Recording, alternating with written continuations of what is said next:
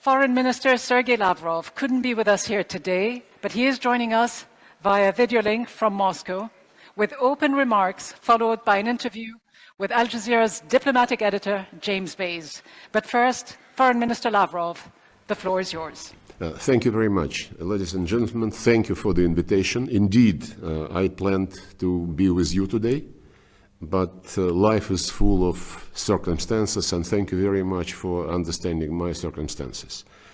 Anyway, I did not have the privilege of listening to the previous discussions, but I assume that you were discussing the multipolar world, which is emerging after 500 years of domination of what we call the collective West, which domination was based on quite diverse history, including ruthless exploitation of peoples and territories of other countries. In any case, on the basis of this 500 years, the United States and its allies, they built the model of globalization, which they believed would serve them well to continue to be number one in economy, in military exercises, in culture, politics, and so on and so forth. And they thought that they would be using this globalization scheme to continue their domination. However, other countries, using exactly the principles and instruments of the Western globalization, managed to beat the West on its own turf, building the economies on the basis of national sovereignty, on the basis of balance of interests with other countries. And as this process continued, the new centers of economic growth, of financial power, and of political influence started to emerge. And we see this process very much underway, which is clearly changing the balance of power in the world, and not to the West liking.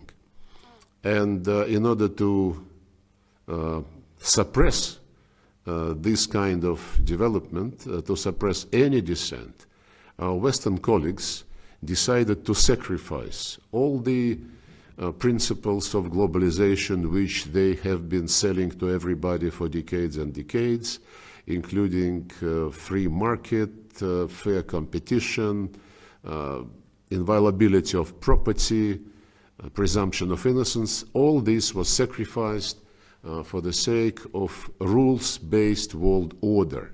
The rules were never published, were never even announced by anyone to anyone, and they are being applied depending on what exactly the West needs at a particular moment of modern history. This is especially seen in various conflicts which the West ignites all over the world.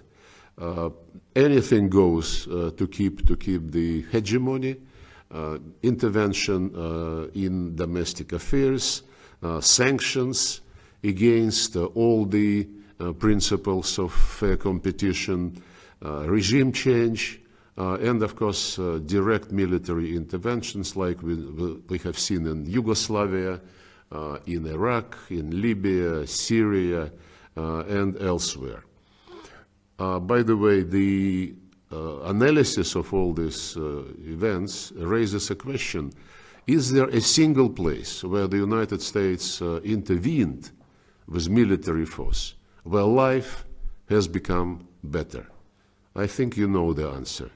Ruined statehood, human tragedies, and very, very bleak prospects for the future of the countries where the Americans and NATO interfered.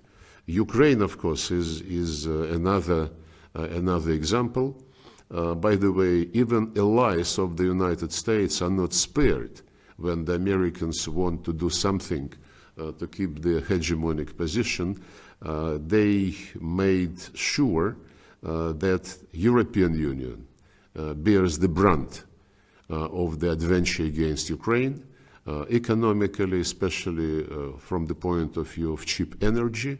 Former cheap Russian energy is being replaced by expensive American liquefied natural gas, and examples of deindustrialization of Germany and other European countries are plentiful. I would not dwell upon them.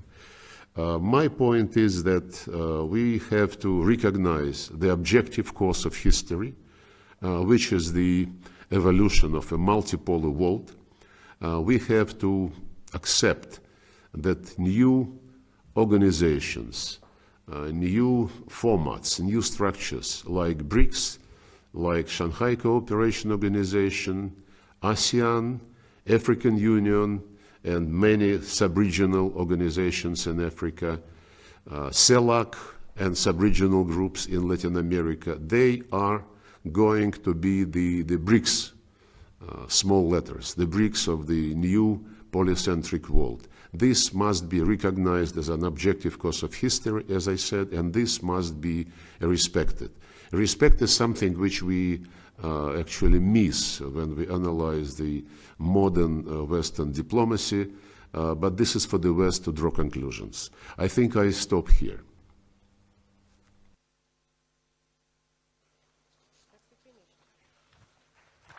Yep. Thank you very much, Foreign Minister Lavrov. I'm James Bayes, the diplomatic editor of Al Jazeera, and we're going to continue a conversation now with Foreign Minister Lavrov. This conversation for everyone in the room, but we're also going to broadcast it very soon on Al Jazeera. Sergei Lavrov, Foreign Minister of the Russian Federation, thank you for talking to Al Jazeera here at the 2023 Doha Forum. Can I start by asking you about the war on Gaza? We now have more than 17,000 people killed in 2 months in Gaza, and efforts to get a ceasefire have not got anywhere because the US used its veto in the Security Council. Do you see any hope of diplomacy to bring the conflict to an end in the near future? Well, there is always a hope for diplomacy, and this is what we have been trying to do since the beginning of the current wave of violence. We strongly condemned the terrorist attack against Israel on the 7th of October, like we condemn any terrorist attack.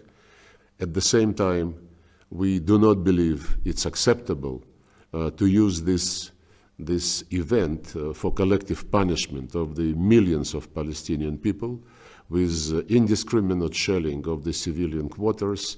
You mentioned the number of casualties. They are growing day after day, and those who suffer most are the kids and women.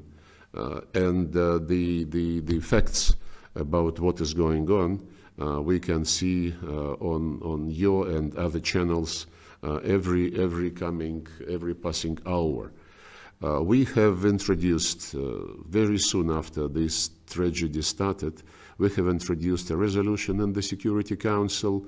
It was blocked by the United States. Brazil introduced another resolution. It was also blocked by the United States. Then the General Assembly passed a resolution which was weaker than what we wanted in the Security Council, because it provided not for humanitarian ceasefire, but rather for humanitarian truce. But even that was not acceptable to the Americans and other Western countries. They did not support that resolution, and eventually they organized the Security Council to pass a decision, a resolution, which called, not demanded, but called for humanitarian pauses. This resolution is better than nothing, but even this weak appeal we cannot see materialized, because to do this we need some kind of monitoring on the ground.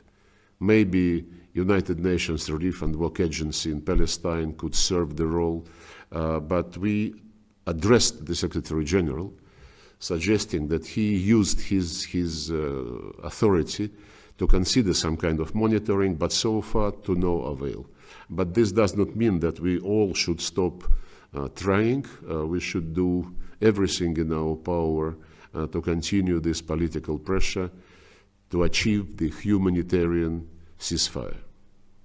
Foreign Minister, that US veto in the Security Council, how do you think it will affect the way the US is seen in the region? Let me read you a tweet from the Omani Foreign Minister, Badr al-Busaidi, which he wrote after the veto. I deeply regret the United States should sacrifice the lives of innocent civilians for the cause of Zionism. Long after we're gone, the world will look back on today with shame. Well, it's up to the regional countries and other countries in the world to judge for themselves as regards the American veto.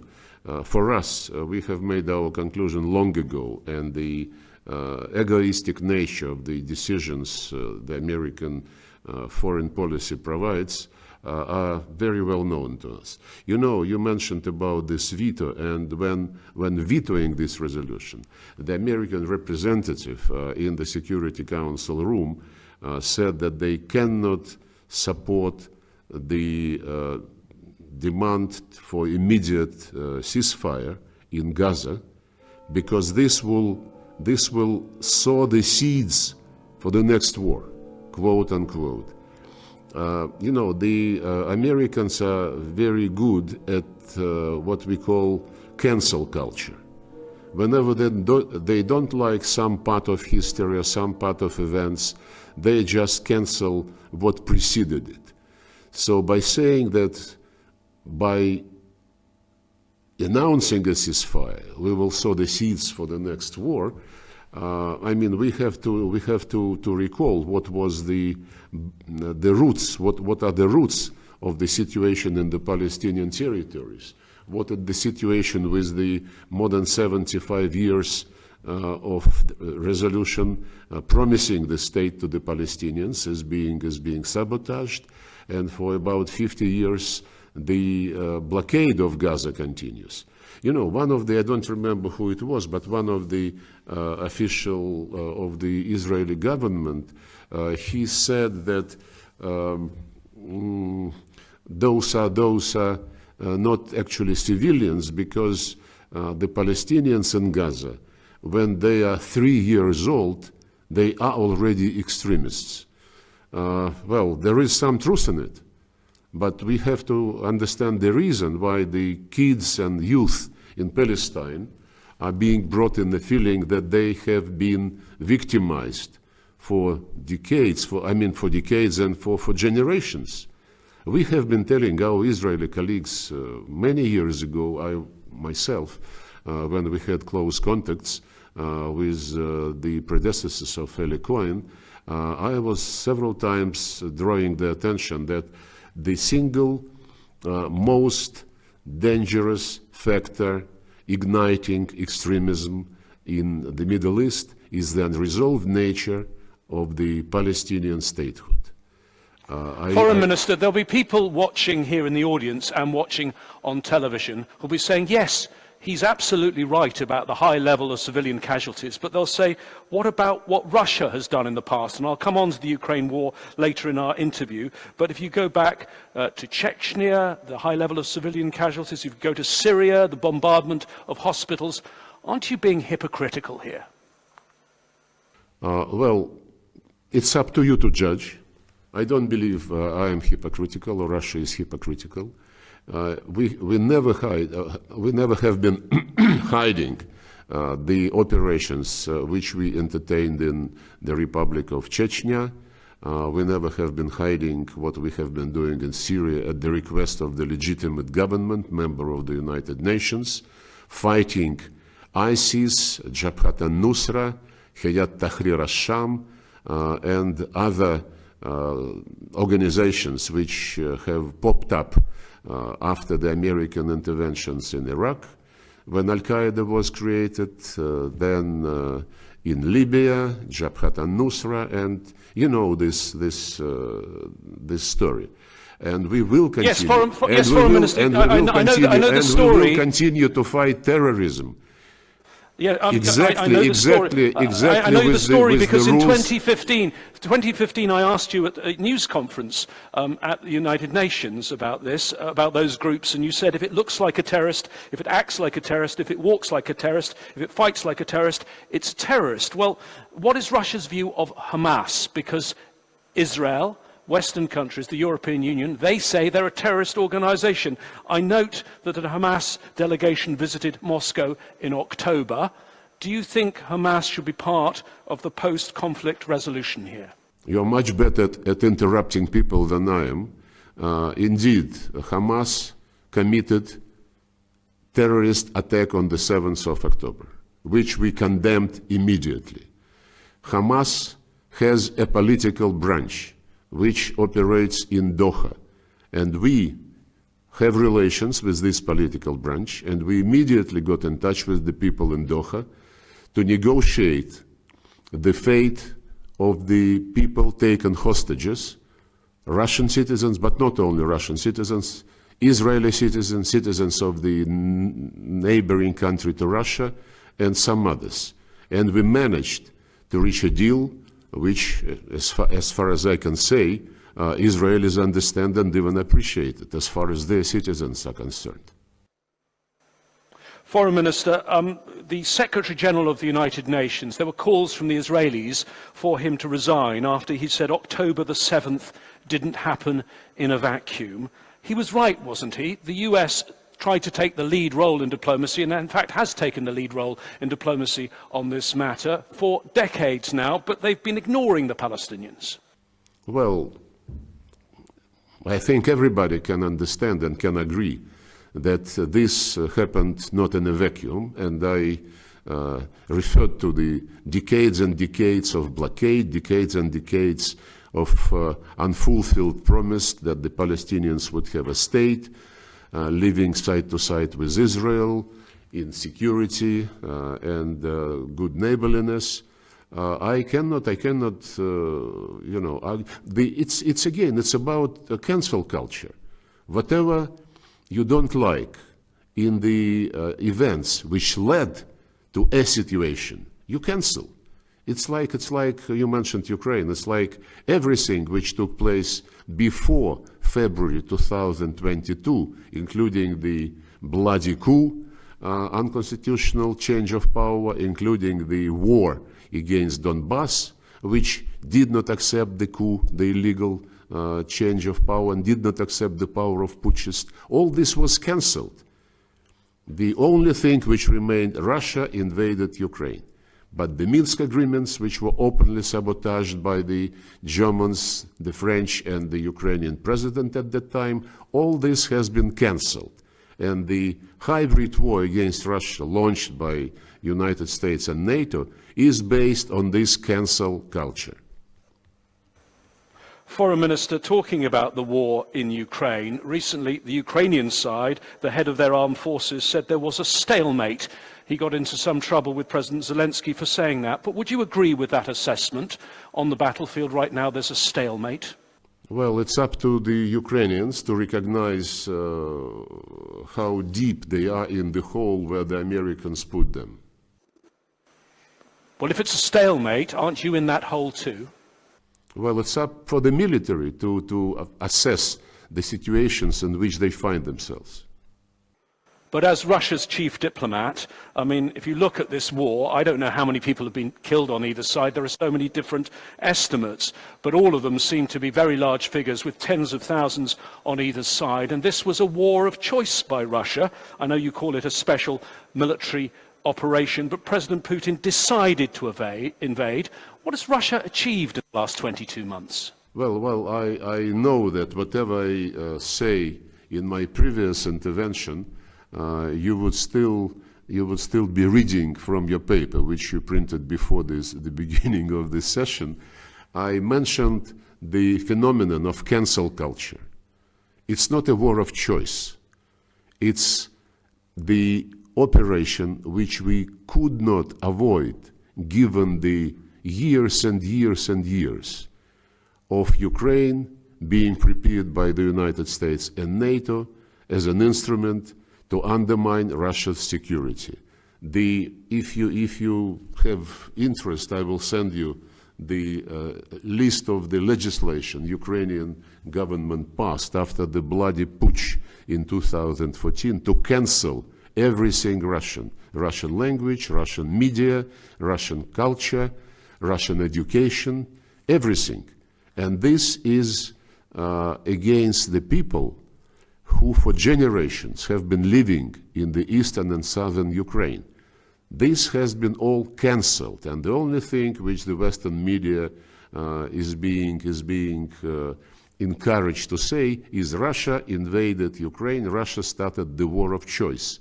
What was the other choice? If your nation, your people are physically exterminated, and this is cemented in legislation of the country where Nazist regime holding power.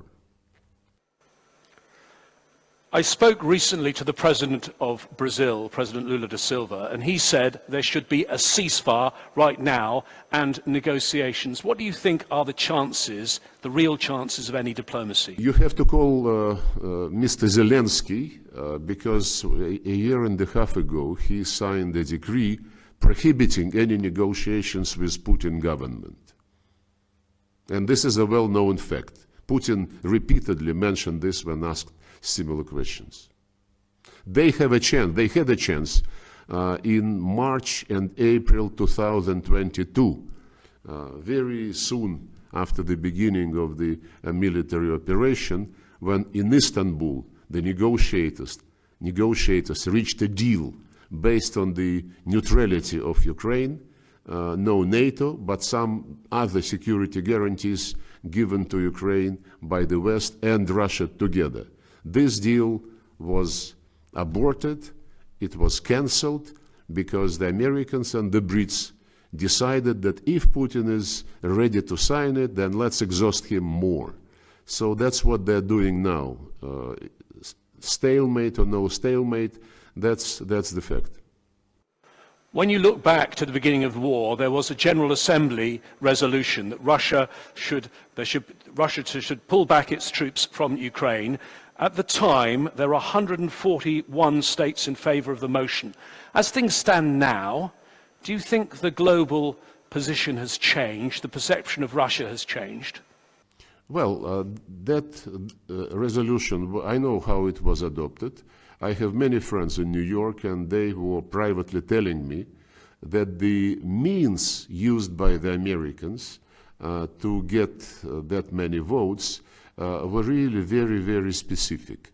The ambassadors in New York were approached by junior diplomats from an American or British mission, and the question was raised, Mr. Ambassador, please don't forget that the vote is tomorrow, and don't forget that your bank account is in Merrill Lynch, that your kids are in Stanford. I am not exacerbating. It was exactly the means applied. And look, if the Americans... So people were bribed, if the Americans... Let me interrupt you for a change. If the Americans are champions of democracy, as they say, look, what happened in February 2022?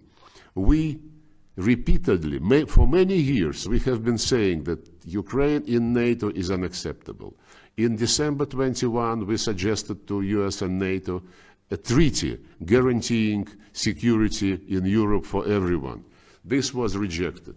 The Minsk agreements have been undermined, and the people cynically said that they never intended to implement them. They needed to gain more time to put more arms into Ukraine against Russia. Anyway, we started this operation. Putin made a special address. He explained everything which lied behind our action. The Americans and the satellites condemned it strongly.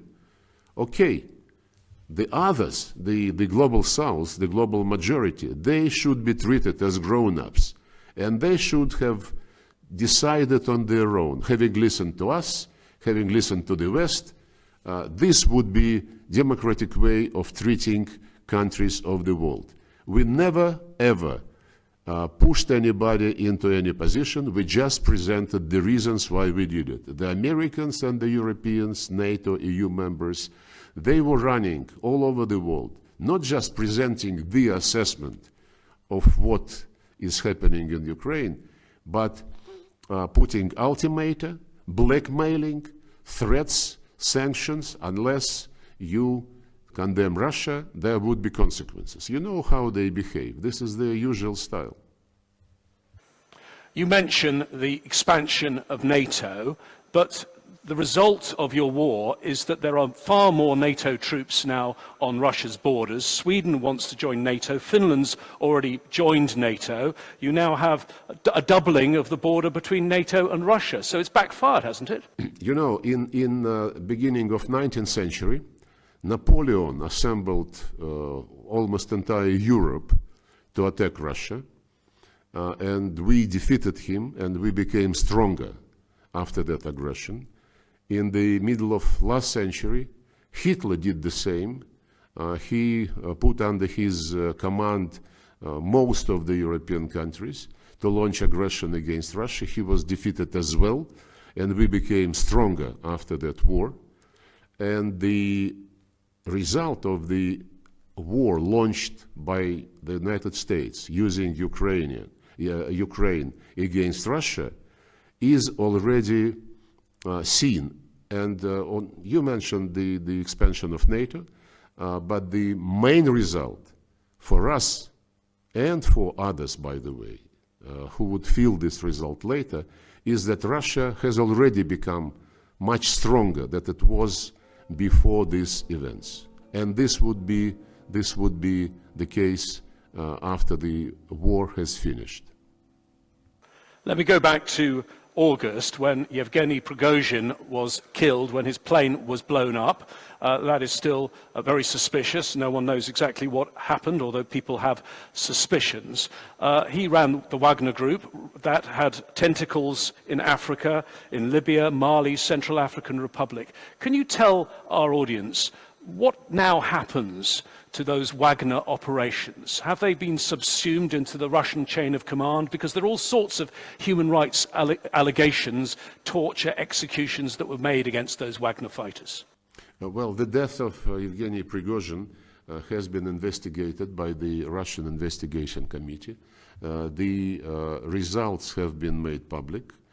So on this one, I don't have anything to add. As regards the soldiers from Wagner Group, well, there were many reports by the Russian government, by Belarusian president, by the way, how the fate and the future for these people has been discussed. Quite a number of them went to Belarus and started to serve there, to undergo military service there. Others joined the regular structures of the Russian army, and they continue to serve.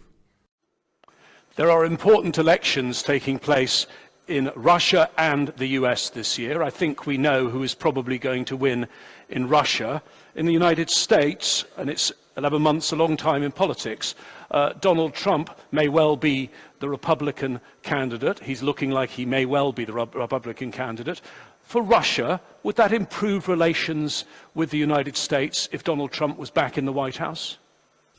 You know, we respect the American people, and we would not make any remarks which would be which would look as if we don't.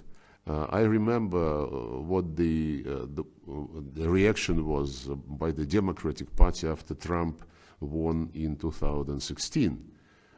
And by the way, we still remember how President Obama, 3 weeks before Trump's inauguration, expelled dozens of Russian diplomats with their families, making sure that the departure was as uncomfortable as possible, and then introduced sanctions against Russia for interference in the American domestic affairs. Since then, they never could provide a single proof that this lie has any substance behind it. So I leave not I leave the American electoral system and habits to their own devices. I wouldn't like to get into this. Finally, Mr. Foreign Minister, you are, I believe, the second longest serving foreign minister in the world. You're the longest serving foreign minister of Russia since Tsarist times. And of course, you were at the diplomatic top table before this for 10 years as the Russian ambassador to the United Nations. In a few months' time in March, you'll have served for 20 years as Russian foreign minister. How long do you think you're going to go on in this job? I really don't understand why you're asking this question. I serve my country as long as my country needs me. Thank you very much for talking to Al Jazeera, Russian Foreign Minister Sergei Lavrov. Thank you.